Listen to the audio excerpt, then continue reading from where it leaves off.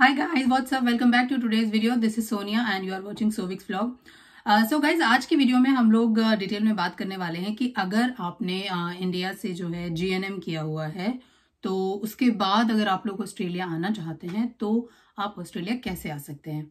तो सबसे पहली चीज तो गाइज मैं आप लोगों को एक चीज बता देना चाहती हूँ कि मुझे एक्चुअली बहुत सारे क्वेश्चंस भी आते रहते हैं और लोग ये कहते हैं कि उन्हें जो भी एजेंट वगैरह हैं वो ये बोल रहे हैं कि अगर देखो आइल्स में आपके 6 हैं, 6.5 बैंड हैं, यानी कि जो इंग्लिश की रिक्वायरमेंट है अगर वो 7 नहीं है तो भी हम आप लोगों को भेज देंगे। तो गाइज देखिए ऐसा बिल्कुल भी नहीं है। ये मैं आप लोगों को बता दूं कि यहाँ पर जो है नर्सिंग के लिए जो रिक्वायरमेंट है वो 7 ईच ही है। चाहे आप आइल्स दें, आप पीटी दें या फिर आप दे सकते हैं ओईटी, लेकिन जो रिक्वायरमेंट है वो 7 ईच ही है। अगर आपको कोई कहता है कि नहीं उससे कम में आप लोग जो है जा सकते हैं और नर्सिंग कर सकते हैं तो प्लीज़ बी अलर्ट एंड अपने लेवल पर आप ज़रूर चेक कर लीजिए। एंड सेकंड चीज़ ये देखिए कि अगर आपने GNM किया है और उसके बाद अगर आप ऑस्ट्रेलिया आना चाहते हैं तो आप लोगों को यहाँ पर करनी पड़ेगी स्टडी। उसके लिए आप लोगों को अप्लाई करना पड़ेगा student visa.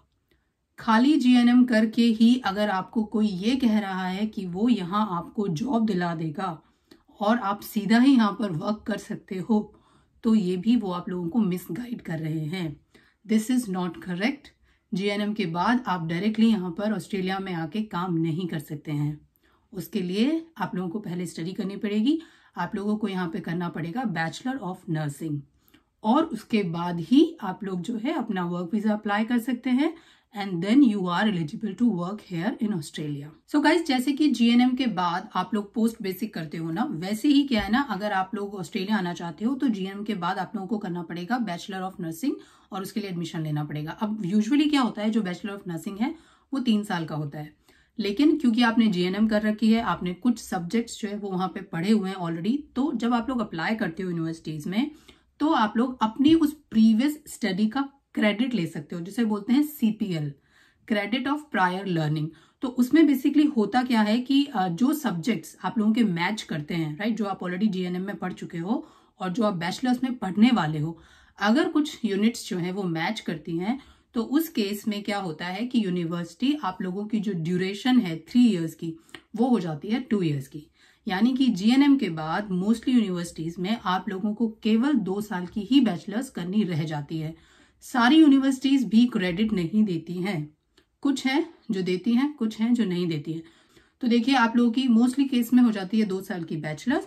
Now guys there is one more thing कि जब आप लोग अप्लाई करते हो यूनिवर्सिटीज में तो please apply as many as universities you can, because क्या है देखिए नर्सिंग का बहुत डिमांड है और धीरे धीरे ना नर्सिंग में बहुत सारे लोग एडमिशन्स ले रहे हैं। तो यहाँ पर क्या है कि यूनिवर्सिटीज में सीट्स जो है कुछ यूनिवर्सिटी में बहुत जल्दी भर जाती हैं। तो इसलिए ऐसा नहीं है कि आपने 1 या 2 यूनिवर्सिटीज चूज की हैं और आप सिर्फ उन्हीं में अप्लाई कर करके बैठ गए हो, तो ऐसा मत कीजिए। आप अपने अकॉर्डिंग, प्रायोरिटी के according select as many universities you can और फिर वहां पर अपना जो है एप्लीकेशन डालो। सो लेट्स टॉक अबाउट कि क्या प्रोसीजर है। तो देखिए गाइज, सबसे पहले जब आप सारी यूनिवर्सिटीज में अप्लाई कर देते हो तो एप्लीकेशन के बाद आप लोगों को यूनिवर्सिटी इशू करती है ऑफर लेटर। आपका जो ऑफर लेटर है वो कंडीशनल ऑफर लेटर भी हो सकता है और अनकंडीशनल भी हो सकता है। देखिए अगर आपके कुछ डॉक्यूमेंट्स प्रॉपर नहीं है या कुछ मिसिंग है तो उस केस में यूनिवर्सिटी आपको कंडीशनल ऑफर लेटर देती है। तो उसका मतलब ये होता है कि अगर आप वो जो भी रिमेनिंग डॉक्यूमेंट्स हैं वो अगर आप फिर से सबमिट कर देंगे तो उस केस में फिर देन वो आपको अनकंडीशनल ऑफर लेटर दोबारा से सेंड कर देगी। अगर फर्स्ट टाइम में ही आपके सारे डॉक्यूमेंट्स और सारी एप्लीकेशन जो है वो प्रॉपर है तो फिर आपको मिल जाता है अनकंडीशनल ऑफर लेटर। तो जब आप लोगों को ऑफर लेटर मिल जाता है उसके बाद आप लोगों को क्या करना होता है, आप लोगों को पे करनी होती है फी। अब फी के केस में क्या होता है कि मोस्टली यूनिवर्सिटीज 6 मंथ्स की फी ही जो है सबमिट करने के लिए बोलती हैं। यूजुअली अगर बैचलर्स की फी की मैं बात करूं इंडियन करेंसी में अगर आप जानना चाहते हैं तो रफली अराउंड 15 लाख के आसपास 1 साल की फी जो है वो होती है। अब अगर आपकी बैचलर्स जो है वो 2 साल की है बिकॉज ऑफ GNM आपने कर रखा है तो उस केस में आप लोगों का जो केवल एक्सपेंस है, जो आप लोगों की फी है बैचलर की, वो हो जाती है लगभग 30 लाख इंडियन करेंसी में, 30 लाख INR। ठीक, फी पे करने के बाद आप लोगों को लेना होता है overseas student health cover, OSHC। तो ये यहाँ पर बहुत सारी एक्चुअली हेल्थ प्रोवाइडर्स हैं, इंश्योरेंस कंपनीज हैं, जैसे कि मेडी बैंक है, बूपा है, और भी काफ़ी सारे हैं, आप लोग चेक कर सकते हैं।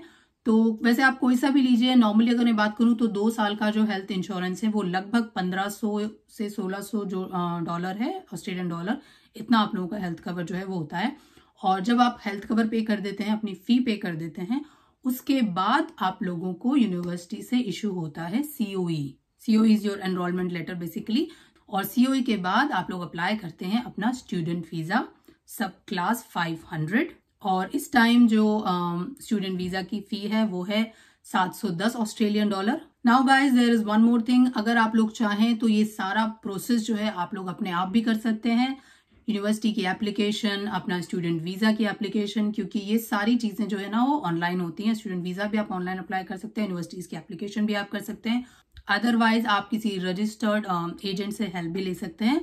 But as I already told you, please be careful जब भी आप किसी से अपना एडमिशन का प्रोसेस करवाते हैं, तो अपने लेवल पर भी एटलीस्ट आप लोग एक बार सारी चीजें जो है ना जरूर चेक कर लीजिए। स्टूडेंट वीजा को कैसे अप्लाई करना है इसके लिए मैंने ऑलरेडी एक वीडियो बनाई हुई है, अगर आप चाहें तो उस वीडियो का लिंक नीचे डिस्क्रिप्शन बॉक्स में है, आप देख सकते हैं। उसमें आप लोगों को अपना पहले ऑनलाइन अकाउंट बनाना होता है, एंड देन आप लोगों की एप्लीकेशन करनी होती है, सारे डॉक्यूमेंट्स अटैच करने होते हैं, and then it's ready to go. देखिए, जब आपका यूनिवर्सिटी से एप्लीकेशन प्रोसीजर कंप्लीट हो जाता है तो यूनिवर्सिटी आप लोगों का लेती है interview, that is called GT interview. तो GT इंटरव्यू देखिए आपका टेलीफोनिक भी हो सकता है, आपका वीडियो कॉल भी हो सकता है, it's depend upon the universities, and वो आप लोगों को बता देंगी वो किस तरह से आपका इंटरव्यू लेने वाली हैं। तो बेसिकली जो GT इंटरव्यूज होता है उसमें आप लोगों की पर्सनल डिटेल पूछी जाती है, why you want to come to Australia, why you want to do nursing, तो इसी टाइप के जो क्वेश्चंस होते हैं वो पूछे जाते हैं। मैंने ऑलरेडी GT इंटरव्यू के लिए डिटेल में भी एक वीडियो बना रखी है, उसका लिंक भी आप लोगों को नीचे डिस्क्रिप्शन बॉक्स में मिल जाएगा, तो you can watch that video as well. और आप लोगों को देखिए एक अपना SOP प्रिपेयर करना होता है, उसमें भी आप लोगों को ये सारी चीजें मेंशन करनी होती हैं, that why you want to come to Australia. तो ये जो GT इंटरव्यू देखिए ये भी एक बहुत बड़ा रोल प्ले करता है वीजा रिजेक्शन के लिए, क्योंकि अगर आप अपने सारे पॉइंट्स उन्हें अच्छे से जस्टिफाई कर पाते हैं, क्लियरली बता पाते हैं, तो इट्स वेरी इजी, आप लोगों का इंटरव्यू बहुत आसानी से क्लियर हो जाता है।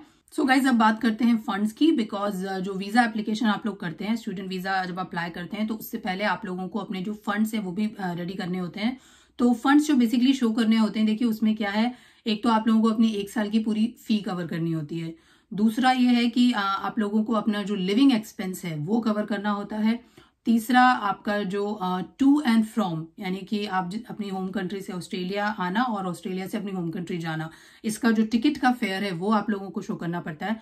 तो ये सारा अमाउंट आप लोगों को कैलकुलेट करके अपने फंड्स में दिखाना होता है, और इट्स बेटर कि आपके जो फंड्स हैं एटलीस्ट 3 मंथ्स ओल्ड हो। अगर आप लोगों के पास फंड्स नहीं है तो देखिए उस केस में आप एजुकेशन लोन भी ले सकते हैं, उसमें भी कोई इशू नहीं होता है। स्टूडेंट वीजा में आजकल जो है थोड़ा सा टाइम लग रहा है, वैसे जनरली जो है स्टूडेंट वीजा आपको 6 to 8 वीक्स के अंदर अंदर आ जाता है, एंड नर्सिंग में तो देखिए वीजा जो है बहुत जल्दी ही आ जाता है। वैसे अगर आपके सारे डॉक्यूमेंट्स प्रॉपर हैं, सब कुछ जेन्युइन है, तो कोई इशू आपको नहीं होने वाला है। तो जब आप लोगों को वीजा मिल जाता है, फिर आप लोग ऑस्ट्रेलिया आते हो एज ए स्टूडेंट, और फिर आप लोग करते हो यहाँ पर जो है अपनी डिग्री। अपनी स्टडी कंप्लीट करने के बाद आप लोग अप्लाई करते हो पोस्ट स्टडी वर्क वीजा, और पोस्ट स्टडी वर्क वीजा में आप लोग अनलिमिटेड वर्क कर सकते हो। और एज ए स्टूडेंट तो इस वक्त आप लोग सिर्फ फोर्टनाइटली जो है 48 आवर्स ही काम कर सकते हैं, लेकिन जब आप लोगों को वर्क वीजा मिल जाता है तो उसके बाद तो आप अनलिमिटेड काम कर सकते हैं। तो जब आप वर्क वीजा पर होते हो और आप ऑलमोस्ट 1 साल तक काम कर लेते हो, तो उस केस में फिर आप लोग अप्लाई करते हो अपनी परमानेंट रेजिडेंसी।